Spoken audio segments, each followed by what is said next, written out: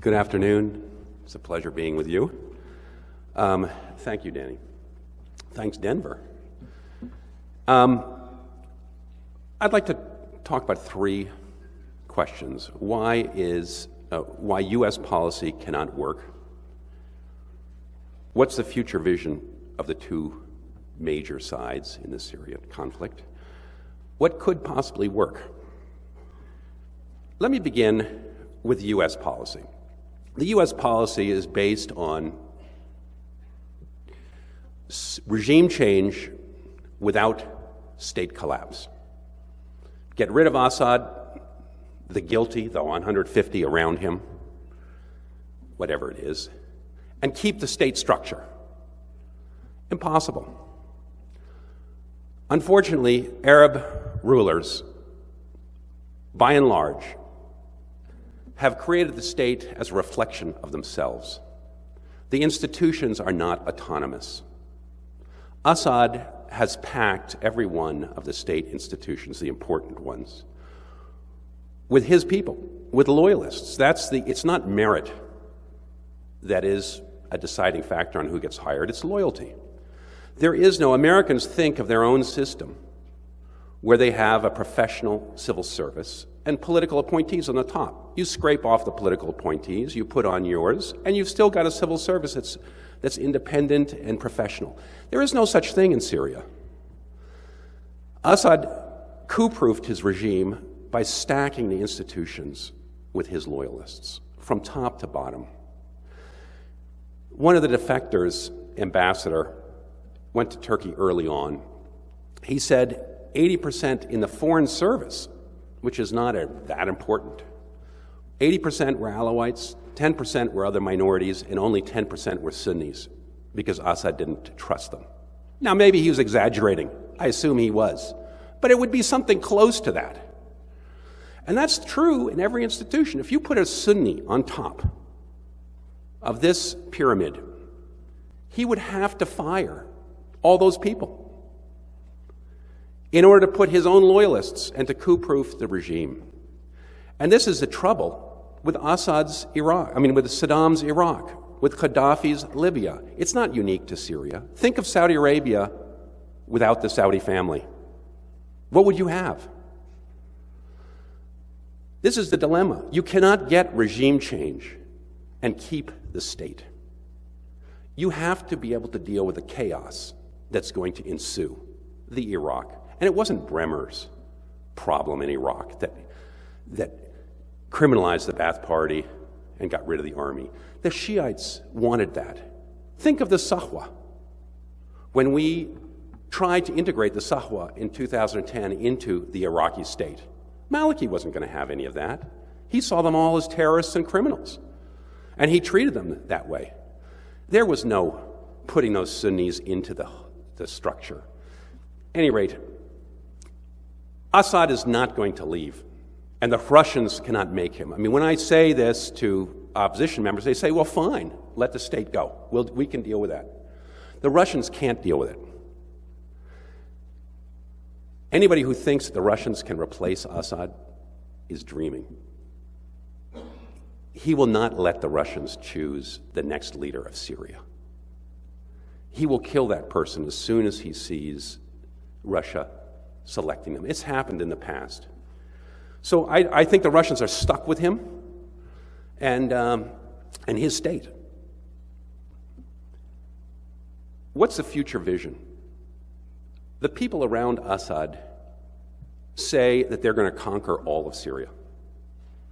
They believe, and that's what Putin said at the UN, that there's one legitimate government, that's Assad. All the others are terrorists and insurgents, and Assad should be ruling.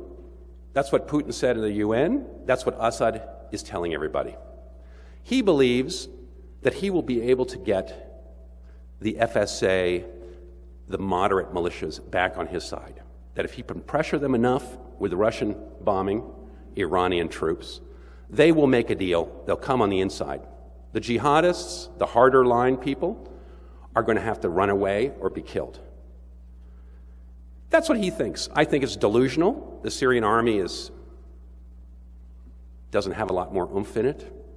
The Iranians and others are doing a lot of the heavy lifting, Hezbollah.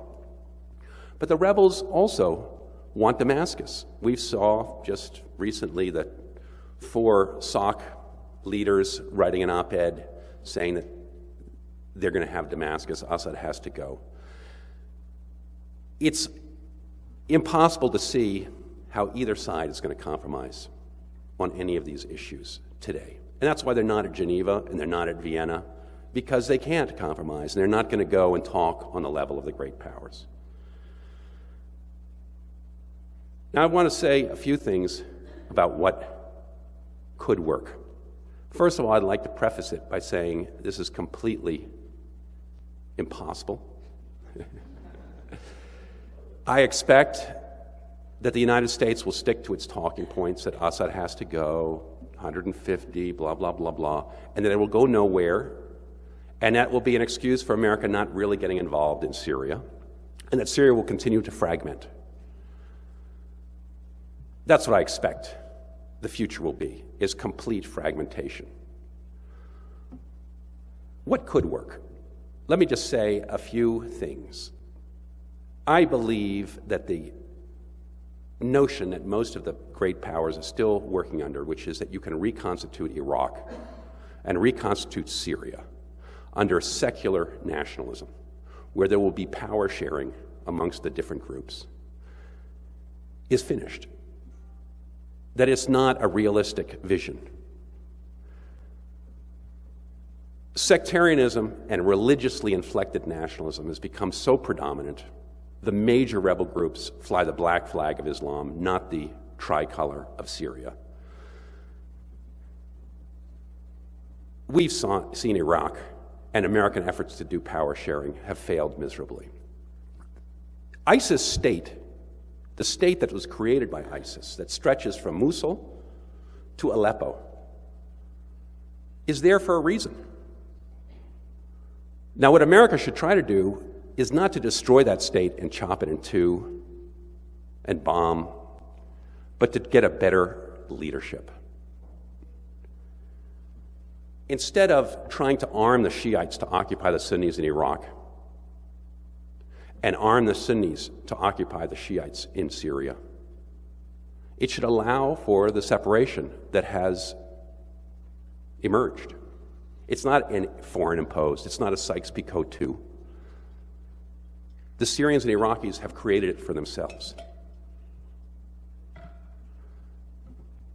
To try to reverse this downward cycle of destruction and fragmentation, you have to accept what's there and try to get the international powers interested in a ceasefire and a rebuilding on this new basis. And I think you could. I think Iran and Russia would be very happy with the west of Syria, as long as they have Damascus. It would satisfy all of their national interests. For Iran, it's being able to pressure Israel and counterbalance Israel, so that if Israel bombs Iran, Iran can have Hezbollah and Syria bomb Israel. They get to protect Shiites and be the big man in the Middle East. The Russians, the same thing. They get to be players in the Middle East, have a bridgehead on the Arab-Israeli conflict, keep Tartus and their old allies. Turkey can't see an end to this conflict. If they could get the North, in a sense, be the economic rebuilders the way they were in Iraq, they might go for it. Of course, Aleppo is at the center of this problem. And it would make sense to have Aleppo included in the rebel Syria, to make it a viable Syria. At any rate, you can see where this ends up going. It would help America, because America could then say to rebel forces, you conquer it and get rid of ISIS, you keep it. This would be very different from the Sahwa in Iraq, where America said, you conquer it, and then we're going to give you to Maliki, who's going to treat you like a bunch of terrorists. So they all went back and joined ISIS again. You have to give them the pot of gold at the end of the rainbow, which is a country. And they're not going to get Damascus. That's the hard fact. If you can reverse this downward spiral where Al-Qaeda, ISIS are building schools, teaching jihad, how to destroy the West, and build a more virtuous cycle where it's rebuilding foreign investment. If you could build a better mousetrap in eastern Syria, a better government, everybody in Damascus would want to join it. It would be the West Germany for the East Germany. This would not necessarily be partition of Syria forever. If, in fact, the rebel Syria is a better Syria, is built on more democratic principles, with foreign help, then everybody under Assad who's a slave of that system would want to join. The Damascenes would certainly all want to join. They don't like Assad, but they fear the rebel chaos today. I'm going to finish on that note. And at any rate, it's impossible. It's not going to happen. This would require major heavy lifting by the United States. We know the United States is not going to do that. They're going to stick to their talking points, which is regime change without regime destruction, and not get involved, because that's the highest priority on America's side, is not to spend money or get American troops sucked into Syria. Thank you. Now, since Joshua, you were mentioned, shall we say, in Najib's comments, is there anything you would like to say in response to Najib, or actually to any of the other panelists? No. Not directly? All right. Jim? I had a very good time listening to Najib and Josh give two totally different views of what the future of Syria is going to be. I disagree with both Najib and Josh for one reason, which is that there is no planning for the day after. That the United States attitude, and probably the attitude of many in the West, is pure cynicism towards the process itself. What we're going to do is we're going to have some sort of agreement that's going to be negotiated, that's going to be put on the table, that the sides will eventually sit down and agree to. And that agreement will be not a permanent agreement for transition, but an interim agreement before things fall apart once again. And if you don't believe me, look at what's happening now in Bosnia. Sarah, did you want to comment? I guess I would just have a question for Josh in terms of the use of the term rebels when you talked about partition of Syria. Do you mean ISIS in the northern state of Syria? And, can you be specific? And that is a question I'm actually not asking rhetorically, but because I'm interested in, I think it's only a matter of time if things continue in this way that ISIS is normalized. No, I didn't include ISIS. If America were going to try to establish or accept a state that, or the division of Syria, or temporary, whatever you want to call it, you would have to, it would be in America's interest to try to get the moderate rebels, which America claims are there, to destroy the extremist rebels. And they'd have to be armed and backed by the United States as a sahwa to do it, except for they would get the prize of owning the territory that they conquer instead of being disbanded when it's finished. And the alternative is that America goes through this kabuki theater, which is going through, and turns its head and just bombs the hell out of eastern Syria and chops this ISIS state in half, gives the Sunnis in Iraq to the Shiites, to their tender mercies, which is what it's going to do, because it has no choice. And it'll just bomb, from now to eternity, eastern Syria. What else is it going to do? And France will bomb, and everybody else will bomb, and they'll strangle it. They'll put an economic stranglehold on it, which is they're trying to do through Turkey and through the international banking system. And those people will all starve. And then they'll leave the country, and it'll just be a big wasteland. And that's what we're headed towards. Because Russia's not going to leave Assad and dump Assad, is he? No, they're not. He's going to stay there. For the foreseeable midterm future, he is there.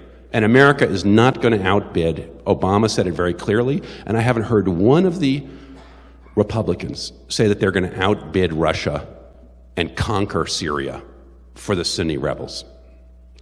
Nobody has even got it on the game plan. So if you want something positive to happen, you've got to at least, you've got to try to build a better government in this great stretch of territory that goes from Aleppo all the way over to Mosul.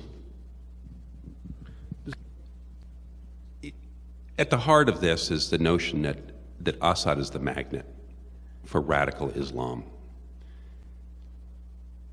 and that you have to destroy Assad in order to denature radical Islam in Syria.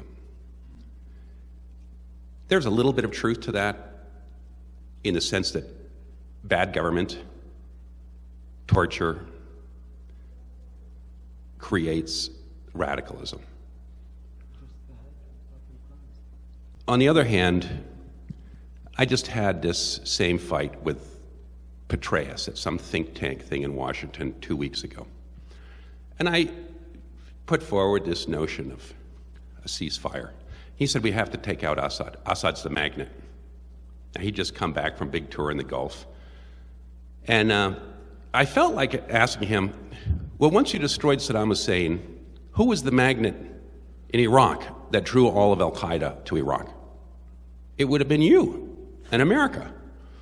So he should have destroyed himself and left Iraq in order to denature al-Qaeda in Iraq. I think the point I'm trying to make here is that it's failed states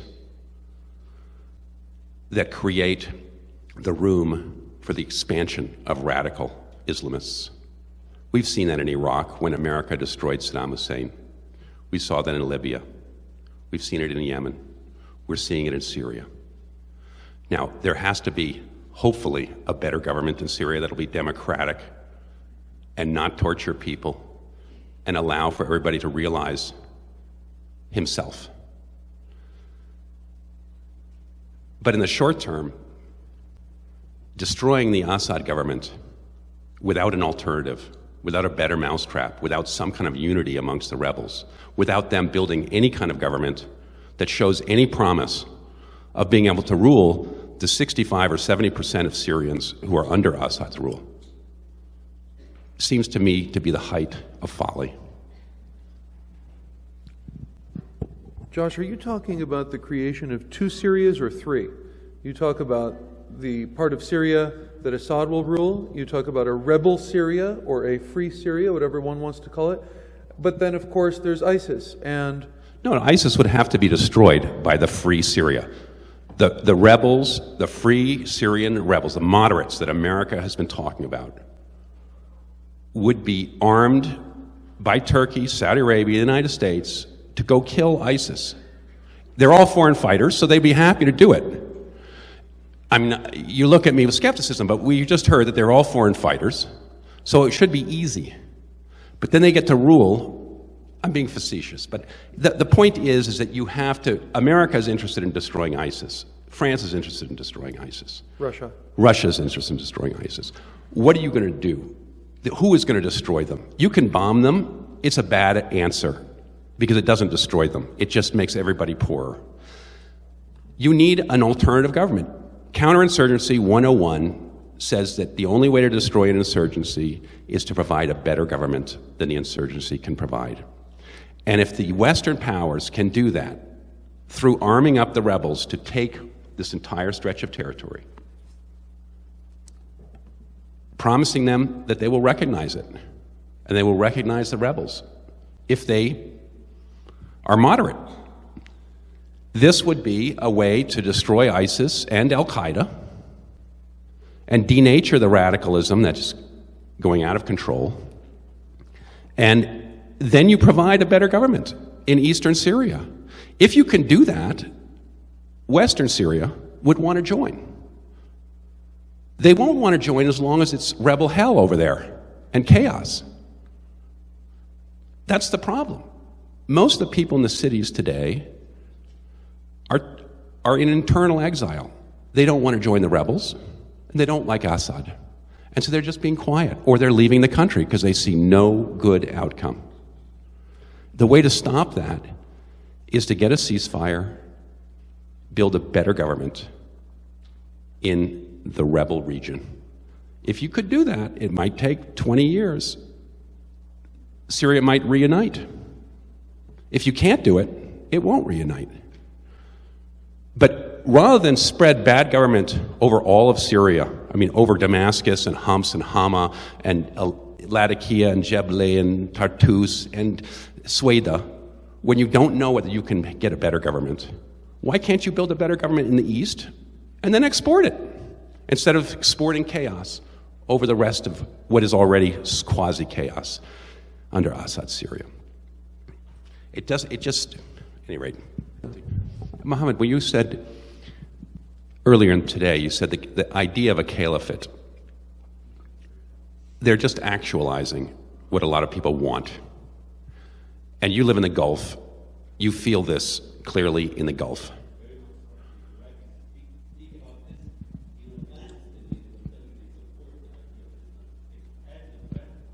Now, does it have to be a caliphate? I mean, this is the problem with the West, obviously. The West, wants 193 nation states that are recognized by the UN and that play by the rules of the international system. Is there any way to get rid of the ISIS ideology out of this big state? Keep the state. Who's going to produce that competing model? How does America and the international community and the Syrian opposition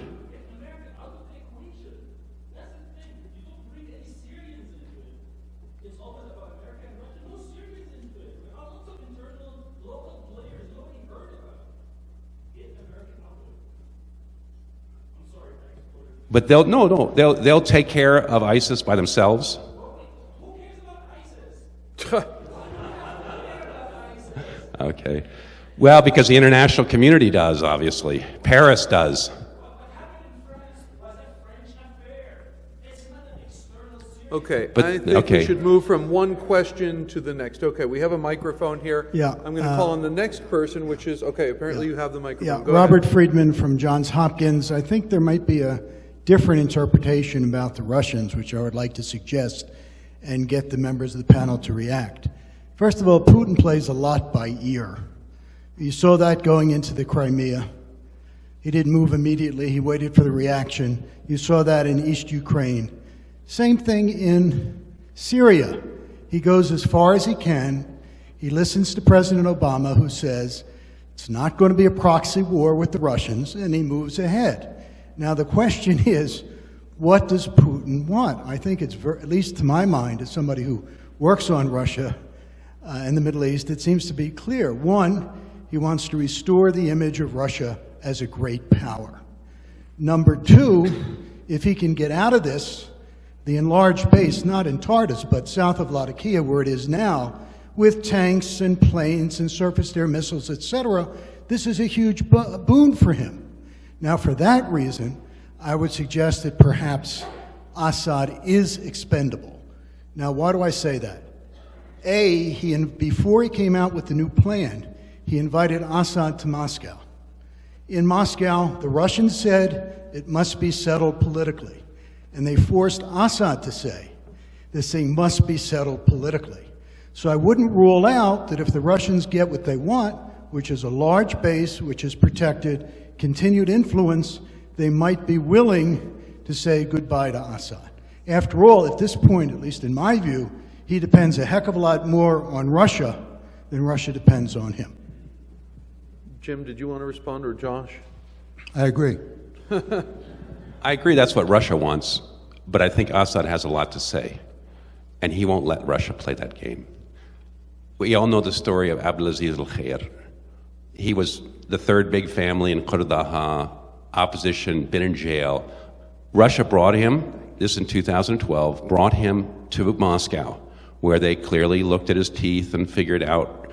Then he went to Beijing, and the Chinese did the same thing. And then he came home to Syria, and he immediately disappeared, and no one's heard from him ever since. because Assad is not going to let the Russians or the Chinese choose the next president of Syria. So the Russians may want to expend him, but I don't think they will be able to, because he's not going to go, and he's not going to let a lot of other Alawites step forward. And I think Russia's trapped, because in order to get rid of him, they'll have to destroy the state that they're trying to maintain. And that's the conundrum that he presents to the Russians. Moderates versus immoderates. I think, by and large, the moderate forces that the United States has supported are small-time leaders that don't have a big ideology. Jamal Maruf, Harakat Hazm, we can go through a small list of people that we know America was funding. They could dominate a village, 2, 3, 4 villages. Maybe they had 1,000 men, maybe 2,000. But they were small-time zaims who were protecting their region. If they went over 10 villages, they would be seen as a foreigner. Not everywhere, but they had a small little circle in which they operated. The major militias that have an ideology to sell, that have representation in the north and the south, are almost overwhelmingly the Islamist militias. That's the Islamic Front, Al-Qaeda, ISIS, with Ahrar al-Sham and the Islamic Army being big representatives in there. They're flying the black flag of Islam, and they have an ideology that captures the imaginations of people beyond their 3 villages. America has chosen to back the moderates, who are the people without an ideology, that are just trying to protect their zone. That's why we love the Southern Front. The Southern Front is made up of the Jarbours. You can name the family members of these larger tribes, many of whom have representatives in Jordan and are also favored by the Jordanians. And they have failed to unite. There are 60 some odd in the Southern Front, and they never could get together. They each have a dominant militia in their zone where their families live, and they can't go 20 zones over or 5 zones over. And that's the problem. That's why nobody united. Everybody's protecting their villages. It's very fragmented, and it isn't. It's the weaker ones, and they're going to turn into warlords.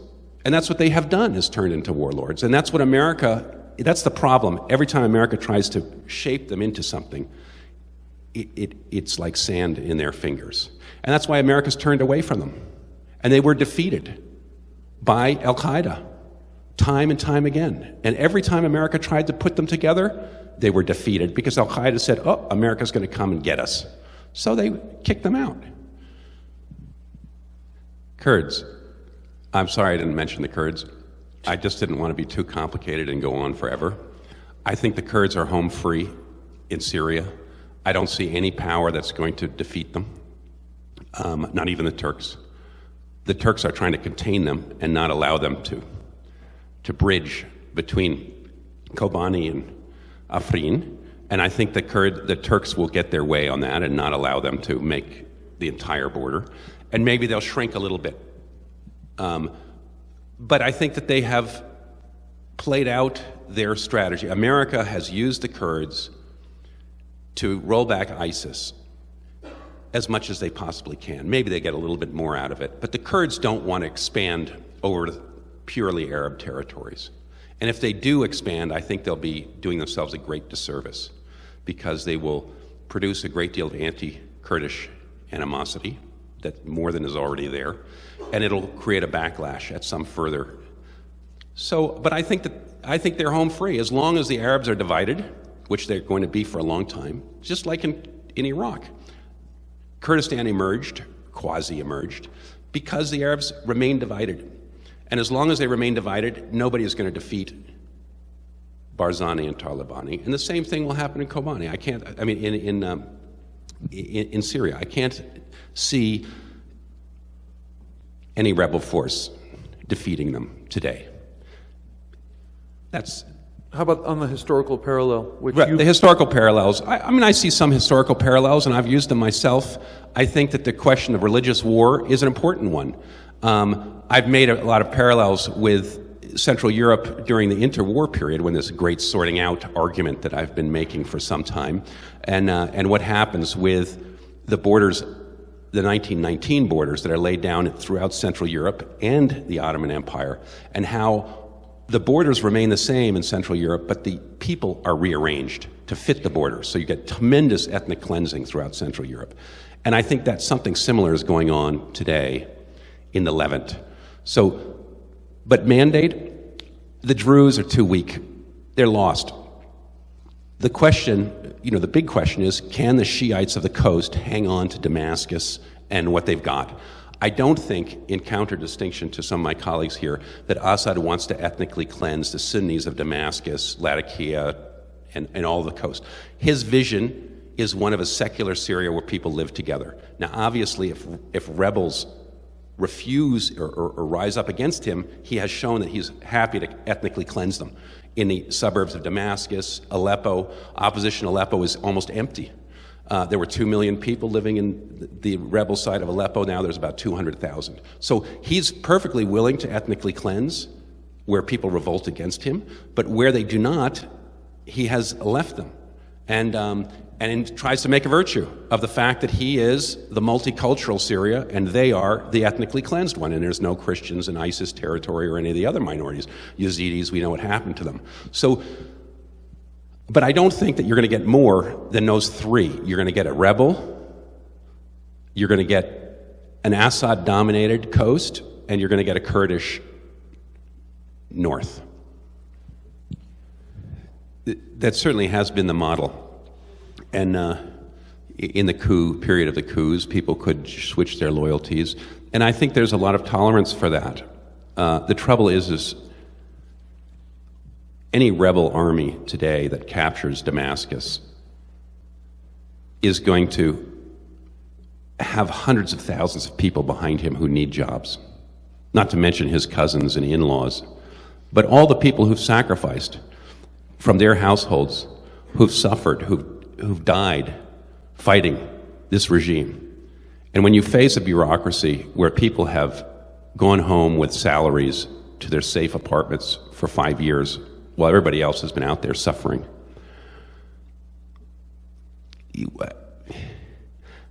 which rebel commander is going to say, well, you guys follow me. You can all stay in your jobs, and I'm not going to give them to my cousins. It just doesn't seem to me that that's the way it's going to work. It may have worked in the coup d'etats, but after a 5-year bloody civil war like this, it's hard to imagine that kind of gentility being executed. I think the no-fly zone is very difficult. I think that Hillary Clinton, should she become president, or others, will have a very difficult time really moving ahead with it. Because if you provide a no-fly zone in the South, you've got 60 different little militias. They're each going to want to be king. Will America disarm them and provide good policing if there's fighting amongst them? There are 400,000 Druze in that state that they're going to create. ISIS has already said that the Druze are beyond the pale and that you can take their women as slaves and you can kill all of their men.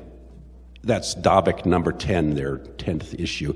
They say they're just like the Yazidis. Nusra has treated them very badly. Nusra's in the south. It's got a presence there. They've tried to attack the Druze.